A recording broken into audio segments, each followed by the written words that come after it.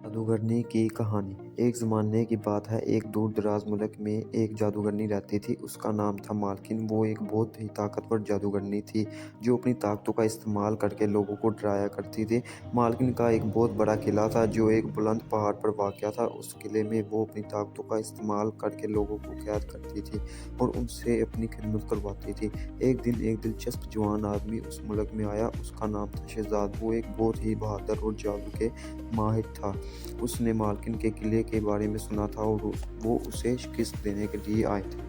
शहज़ाद ने मालकिन के किले का रुख किया और उसके दरवाजे पर पहुंचा। मालकिन ने उसे देखा और कहा, तुम कौन हो और क्या चाहते हो? शहज़ाद ने कहा, मैं शहज़ाद हूँ और मैं तुम्हें शिकस्त देने के लिए आया हूँ। मालकिन ने हंस कर कहा, तो तुम मुझे शिकस्त नहीं दे सकते, मैं बहुत ताकतवर हूँ। शहज़ाद ने कहा, हम देखेंगे, मैं तुम्हें शिकस्त दूंगा। मालकिन ने अपने जादू का इस्तेमाल किया और शहज़ाद पर हमला किया। शहज़ाद ने भी अपने जादू का इस्तेमाल किया और मालकिन के हमले को नाकाम बना दिया।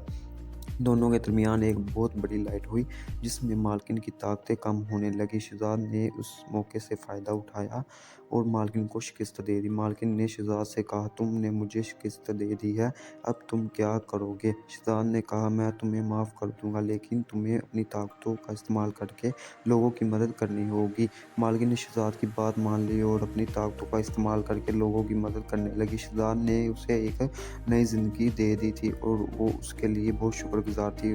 ये कहानी हमें बताती है कि ताकत का इस्तेमाल करके हम लोगों की मदद कर सकते हैं और अपनी ज़िंदगी को बेहतर बना सकते हैं।